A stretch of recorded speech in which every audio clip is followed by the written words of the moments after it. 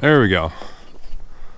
Now we got the flag set and ready to take off, start the day.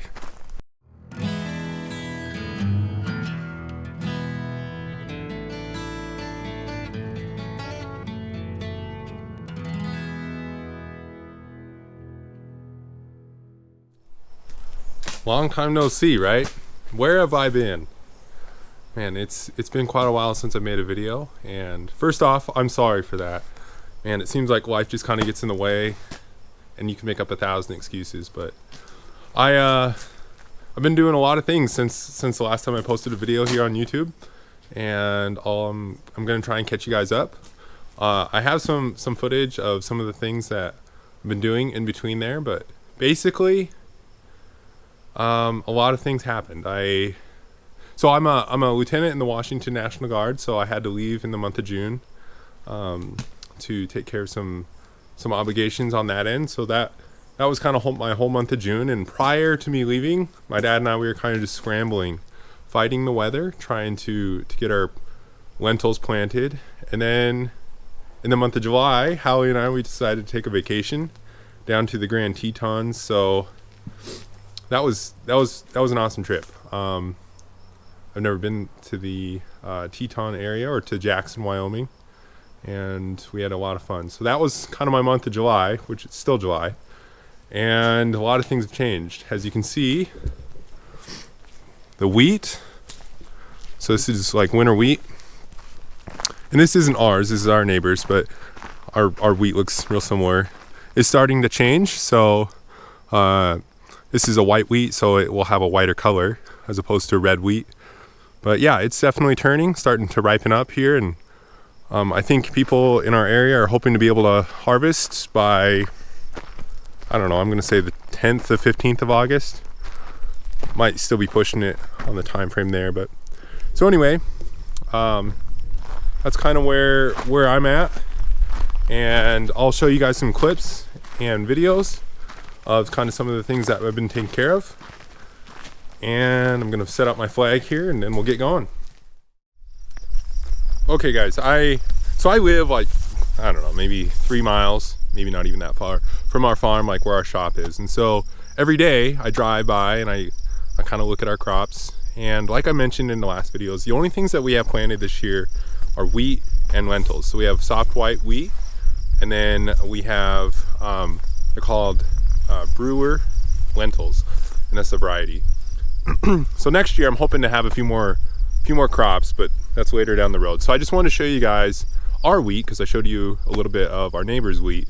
I can show you some of our wheat and some of the things that we're dealing with and some of the changes that we're looking to have made. So the worst thing that we have is our lentils, and I'll show you guys in a later clip. They just don't look good. There's a few reasons for that, but I'll explain that here in a bit. So this field that I'm standing in was the very last field that I planted. I think it was like November, maybe really late October. It was pretty well past the time that you kind of like to plant your wheat. But my dad and I, we kind of made the decision to go ahead and go for the gusto and keep planting as much wheat and fertilizing and all those kinds of things as we could until the weather made it so we couldn't. So this field naturally probably is the field that looks the worst out of our wheat. And one of the things that we're noticing with this variety of wheat is you can kind of look out across and see there's different heights of plants. And so generally as a farmer, you kind of want your plant to be shorter because that generally means that the plant is using less energy to grow tall and is using more energy to produce a kernel, a seed, which is really all that we care about. And then in addition to that, you kind of want less straw, so less residue after you've harvested. So this variety is, it's an Oregon State wheat. It's called Northwest Tandem. And it's been a really, really good wheat for us, but I think that we are going to make a switch just to kind of explore other options. But this, like I said, this wheat is kind of thin. Well, I don't know, not thin, maybe that's not the right word, but it just doesn't look as good as some of our our other areas that we planted sooner. I mean, you wouldn't think in farming that a week would make that much of a difference, but it really does. And that's just kind of the nature of the beast. You know, you can't really get everything all done in one day, because if that were the case, you'd say, well, today's the perfect day, let's get it all done, and you'd be sitting good. But that's not really how it works. So just across the road are some of the lentils that I planted, and this again is kind of the same story.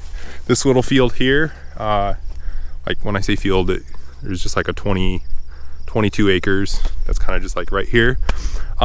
This little field I planted the first, like the beginning of all of the planting of the lentils. And naturally, the sooner I got these planted, the better they look. The ones that I planted last look the absolute worst. And you can kind of see they're short. And so that's one thing that you don't really like. The wheat you kind of want shorter. And with lentils, you want them to grow taller, because the closer they are to the ground, the less likely you'll be able to pick them up and get the lentil that you're after. So I'm gonna guess that the whole plant right now is maybe, I don't know, 8 inches. And one of the things that you run into with lentils is they are very susceptible to like hail or hard rain or anything like that, as far as being damaged when that comes along. And when that does happen, the whole crop will lay one direction, and then you have to try your best to harvest it against the way that it laid, and it just becomes a pretty big pain in the butt. So I'm hoping that this year that doesn't happen, but with my luck, the way this year has started, that could be the case, but we'll see. I don't know. Again, a lot of those things are just out of my control, so and I can't lose too much sleep over it, even though you try not to, but even though you do. But yeah, this field, I'll walk out. You can see that the growth is actually pretty good. We got a pretty good weed kill. That's one thing with lentils as well. It's very, very, very difficult to get a good weed kill. And since lentils are a broadleaf, so you have kind of two different types of plants that we raise. There's broadleafs and grasses. And so you can use a grass killer on a broadleaf like lentils, and it doesn't hurt it. But you cannot use a grass killer on wheat, because wheat falls into the grass family. So if you sprayed grass killer on it, like kind of just a generic grass killer, it would also kill the wheat. So when you plant a broadleaf, you're kind of targeting the grasses that are weeds. And then when you plant wheat, which is a grass, you're kind of targeting broadleaves. That kind of makes sense. But anyway, yeah, it's very difficult. So I'm pretty happy with this little field on how clean it is. And I'll show you guys some of the stuff I planted later and why it does not look very good. So one of the main issues that we ran into this year was just the weather. The weather not being conducive to our planting and the timing of it all. And also the herbicide application, because like I said, with lentils, you try and really shoot to have a really clean field. Otherwise the weeds, the broadleaf weeds can just overwhelm your crop.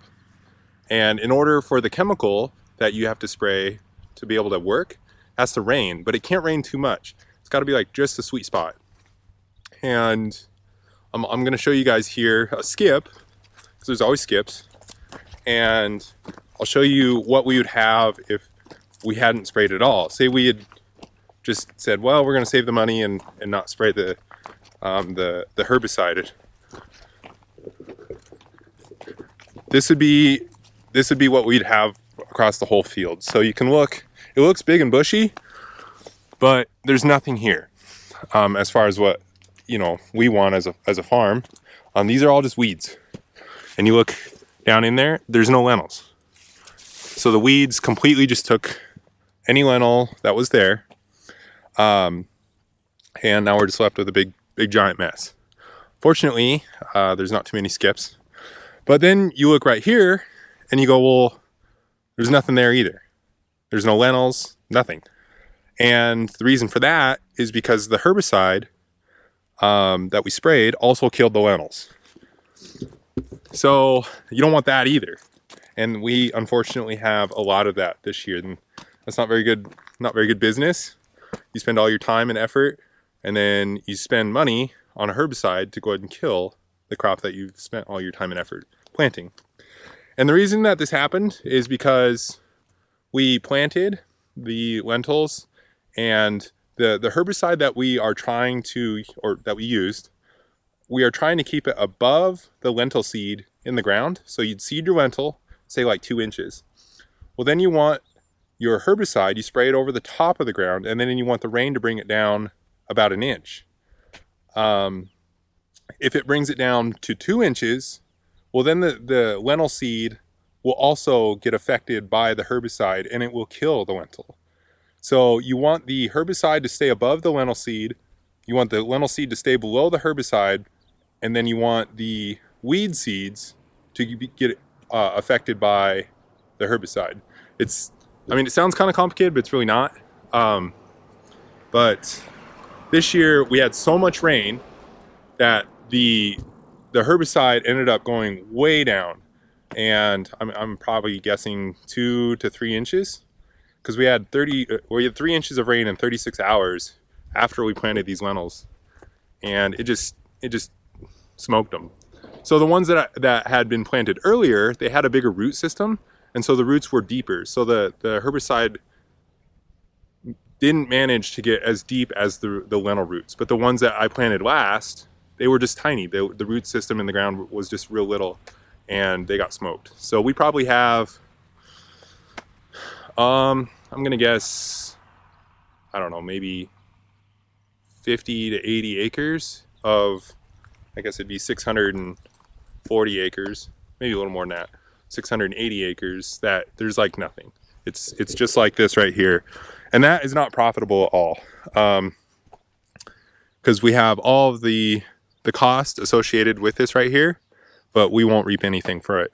And you can see, hopefully you guys can see that, but this whole like ridge right here is what I finished seeding last. So it had the least amount of time to grow before it got sprayed. And there's just nothing there. Nothing of any value really. There's a few plants, but then you get into the issue that I was talking about earlier, where the lentil is so small that you won't be able to harvest it. So that's just kind of the nature of the beast. I'm working with my dad to, kind of make some recordings and learn what we did wrong. Like I said, some of the things just were out of our control, and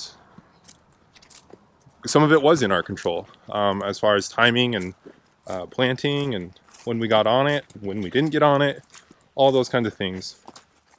But we'll just kind of go from there, and people will say, I'm sure there'll be people that'll be like, whoa, insurance will take care of that. You guys will make all your money. I see it on every farm video. Yeah, insurance definitely will help cover some of the cost. But the thing with insurance that I always think is insurance doesn't make you money, at least the way we're doing it. I don't know, maybe somebody else has it figured out, but insurance doesn't cover all of your costs. Like if we had the crop, it'd be more profitable than it is to have insurance.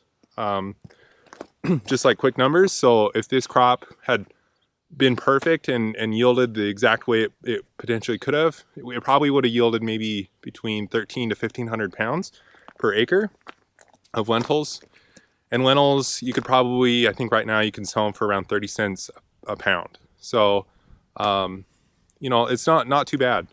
It's not as profitable as some other crops, but you can't just raise wheat year in and year out. If you try that, you kind of get yourself into a bind there. You're not rotating, you're not being a good steward.